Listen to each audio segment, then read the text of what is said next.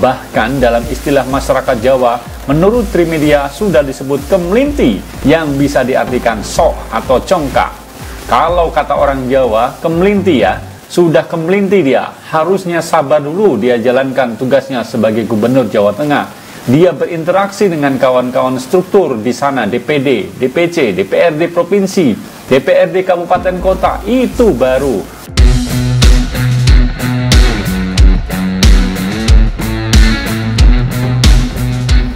Assalamualaikum warahmatullahi wabarakatuh, sahabat MOC, apa kabarnya? Mudah-mudahan selalu dalam kondisi yang sehat ya, terbaik dan semangat selalu untuk teman-teman semuanya. Ketemu lagi dengan Mas Oji channel yang kita kembangkan untuk menyajikan informasi-informasi yang mungkin bisa menjadi penambah informasi dan inspirasi buat teman-teman semuanya. Hari ini teman-teman semuanya kita ingin sharing tentang sebuah informasi yang terkini yang banyak dibicarakan orang, yaitu tentang manuver dari Ganjar Pranowo yang mendapatkan komentar dari sesama rekan politikus dari PDI Perjuangan. Nah, kita tahu bahwa Ganjar ini digadang-gadang oleh para pendukungnya menjadi calon presiden tahun 2024. Nah, bagaimana komentar atau tanggapan dari rekan sesama partainya ya, dari partai PDI Perjuangan yang ternyata menganggap bahwa Ganjar ini belum layak dan dianggap kemelinti, terlalu sok untuk menjadi seorang capres. Nah, kita simak saja bagaimana tayangannya. Yuk, ini dia tayangannya. Sahabat MOC, politikus PDIP Ganjar Pranowo kembali disentil oleh sesama rekan partainya. Manuver Ganjar Pranowo terkait Pilpres 2024 dianggap congkak terhadap partai, sehingga tidak menghargai Ketua Umum PDI Perjuangan Megawati Soekarno Putri.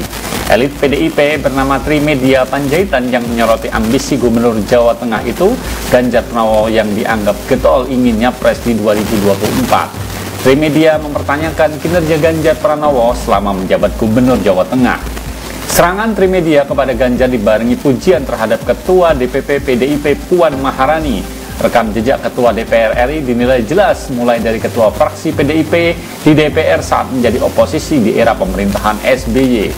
Puan dinilai mengorganisasi-organisasi anggota, lalu menjadi Menko PMK, mengkoordinir 7 kementerian, pun ketika menjadi Ketua DPR memimpin di tengah kader-kader terbaik parpol di lewat pimpinan. Ganjar, apa kinerjanya 8 tahun jadi gubernur selain main di medsos? Apa kinerjanya? Kata Trimedia dalam keterangan tertulis.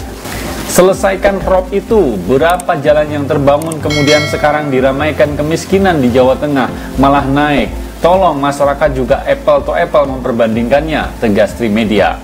Bagi Trimedia, langkah Ganjar yang bermanuver untuk maju capres di 2024 sudah kelewat batas. Bahkan dalam istilah masyarakat Jawa, menurut Trimedia sudah disebut kemelinti yang bisa diartikan sok atau congkak. Kalau kata orang Jawa, kemelinti ya, sudah kemelinti dia, harusnya sabar dulu dia jalankan tugasnya sebagai gubernur Jawa Tengah. Dia berinteraksi dengan kawan-kawan struktur di sana, DPD, DPC, DPRD provinsi, DPRD kabupaten kota, itu baru, ujar Trimedia yang juga wakil ketua MKD DPR. Lebih lanjut, Trimedia melihat langkah Ganjar terlalu ketara, menampilkan syahwat politik tampak dari safarinya ke berbagai wilayah di Indonesia belakangan ini. Diketahui Ganjar aktif keliling Indonesia mulai dari Sumatera Utara hingga Makassar, Sulawesi Selatan. Ini kan kelihatan main semua, kemana-mana semua jalan, ke Medan, ke Makassar. Ya, kita ketawa-ketawa saja pada saat POM Papua ada yang teriak Ganjar-Ganjar. Siapa orang Papua yang tahu Ganjar? Kelihatan bener by design, sudah diatur. Apalagi orang yang mengerti politik, tungkap legislator Dapil Sumatera Utara 2 ini. Trimedia menekankan seharusnya Ganjar sebagai salah satu kader yang tergolong lama paham karakter PDIP dan Ketua Umum Megawati Soekarno Putri. Dan bagi saya sebagai kader PDI Perjuangan, Ganjar tidak menghargai Ibu Megawati, ucapnya. Di sisi lain, Trimedia Panjaitan berbicara mengenai sosok pemimpin Indonesia ke depan.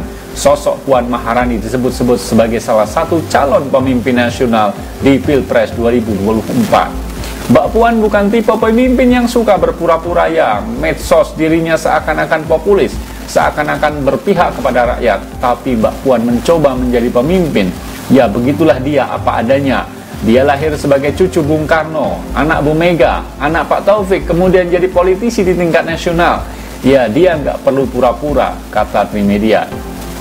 Menurut Trimedia, mencari pemimpin haruslah yang apa adanya, bukan memoles dirinya seolah-olah paling berpihak kepada rakyat. Trimedia lalu menyoroti Ganjar yang hanya memoles dirinya dari opini publik. Jatuh dari sepeda, acting, ada hari kanker, botak, bukan yang begitu-begitu.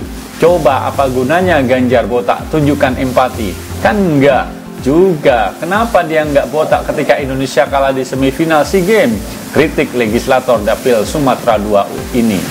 Trimedia kembali memaparkan rekod Puan sejak menjabat ketua fraksi PDIP di era oposisi SBY 2009-2014 dan Ganjar ada sebagai anggota fraksi PDIP saat itu.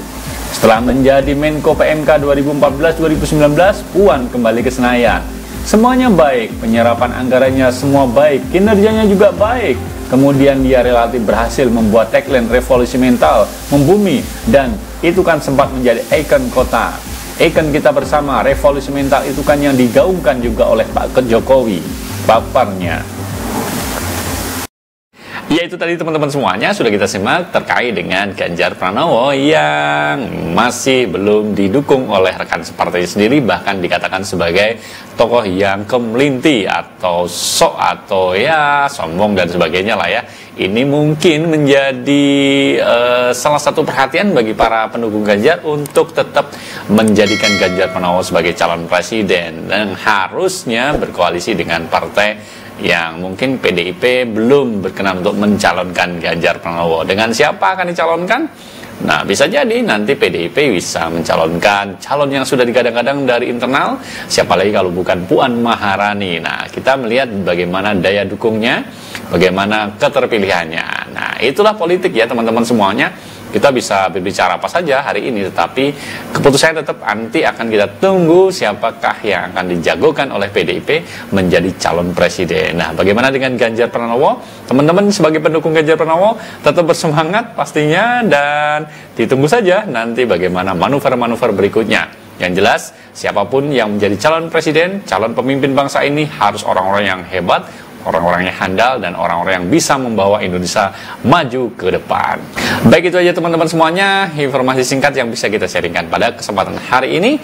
Sampai ketemu di lain kesempatan, saya undur diri, tetap semangat, dan Assalamualaikum warahmatullahi wabarakatuh.